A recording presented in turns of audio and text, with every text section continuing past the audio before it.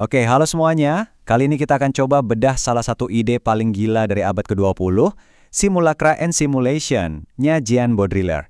Siap-siap ya, karena abis ini cara Anda melihat dunia mungkin nggak akan sama lagi. Yuk kita mulai. Kita langsung aja mulai dengan kutipan dari Baudrillard yang jujur bikin pusing. Simulacrum itu bukan sesuatu yang menyembunyikan kebenaran.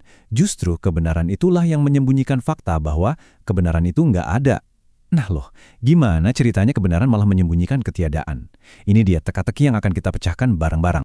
Pertama-tama kita samain dulu persepsi. Apa sih simulacra itu? Gampangnya gini, simulacra itu salinan dari sesuatu yang dari awal emang nggak ada aslinya, atau yang versi aslinya udah hilang entah kemana. Jadi ini bukan sekedar barang KW atau palsu ya, ini jauh lebih rumit dari itu. Dan konsep inilah yang jadi kunci buat semua pembahasan kita ke depan. Oke, kita masuk ke ide besarnya yang pertama, peta yang menggantikan wilayah.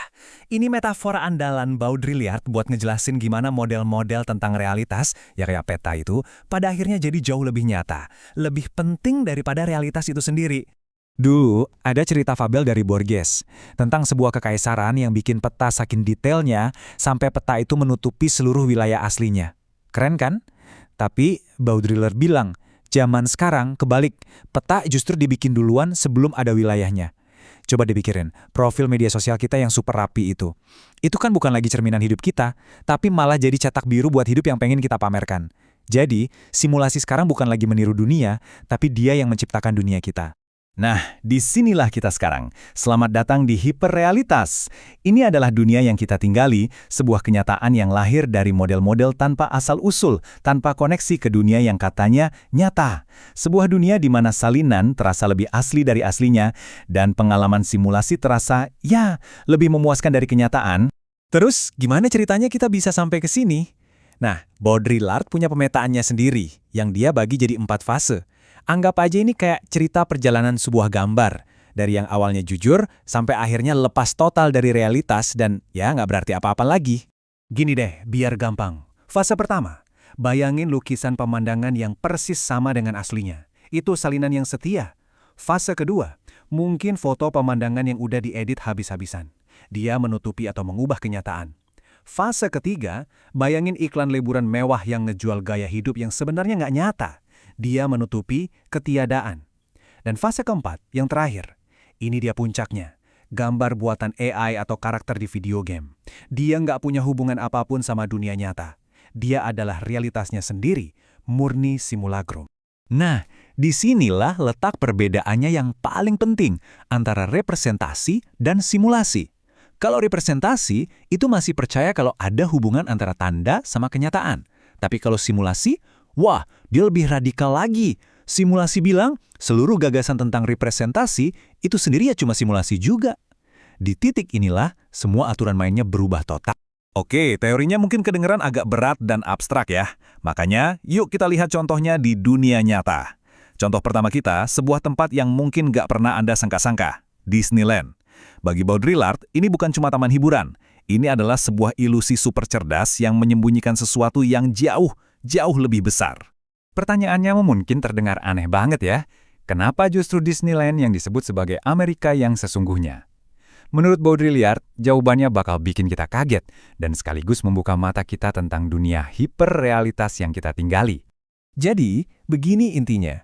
Disneyland itu sengaja ditampilkan sebagai dunia hayalan, sebagai fantasi. Tujuannya, supaya kita percaya bahwa semua yang ada di luarnya, seluruh Amerika, itu nyata. Padahal, kata Baudrillard, justru Amerika di luar sanalah simulasi yang sebenarnya. Disneyland itu cuma miniatur sempurna dari simulasi raksasa yang kita sebut sebagai kenyataan. Oke, dari dunia fantasi kita pindah ke panggung politik. Contoh kedua dari Baudrillard adalah skandal Watergate. Dia berpendapat kalau Watergate itu bukan sekedar skandal politik biasa, tapi sebuah pertunjukan, sebuah simulasi yang sengaja dibuat untuk menyelamatkan gagasan tentang realitas yang sebenarnya udah diambang kehancuran. Jadi menurut Baudrillard, tujuan Watergate itu bukan buat mengungkap kesalahan loh. Justru sebaliknya, tujuannya adalah buat menyembunyikan sebuah kebenaran yang lebih mengerikan, yaitu bahwa udah nggak ada lagi bedanya antara fakta politik dan cara media memberitakannya. Skandal itu sendiri adalah sebuah simulasi. Lantas, apa gunanya simulasi skandal ini? Pertama, ini cara buat membangkitkan lagi prinsip moral dan politik.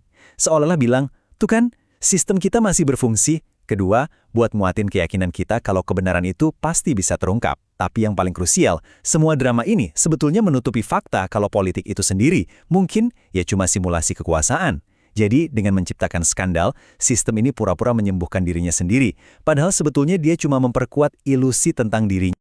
Setelah kita melihat semua itu, kita akhirnya sampai pada kesimpulan Baudrillard yang paling terkenal. Dia menyambut kita dengan kalimat, "Selamat datang di gurun kenyataan." Ini adalah potret dunia kita sekarang, sebuah bentang alam di mana yang asli udah lenyap dan yang tersisa hanyalah tiruannya. Baudrillard bilang, kita sekarang ada dalam kondisi produksi realitas yang dilanda kepanikan. Coba perhatiin deh, obsesi kita sama reality show, filter medsos yang natural, sampai berburu pengalaman otentik. Semua itu menurut dia adalah gejala kalau kita sebenarnya udah kehilangan yang asli. Saking paniknya, kita jadi terus-terusan memproduksi realitas palsu. Dan kutipan ini benar-benar merangkum semuanya. Wilayah tidak lagi mendahului peta. Peta kita, simulasi kita, sudah jadi begitu dominan sampai-sampai yang tersisa dari kenyataan itu hanyalah puing-puing yang berserakan. Kita bukan lagi penghuni dunia nyata. Kita adalah penghuni gurun yang diciptakan oleh simulasi itu sendiri. Tentu saja, Baudrillard nggak ngasih kita jawaban yang gampang. Dia justru ninggalin kita dengan pertanyaan ini buat kita pikirkan. Kalau kita memang hidup di gurun kenyataan, terus gimana caranya kita bisa menemukan makna di tengah simulasi? Di mana kita bisa menemukan sesuatu yang otentik? Atau jangan-jangan pencarian kita akan keaslian itu sendiri juga cuma bagian dari simulasinya?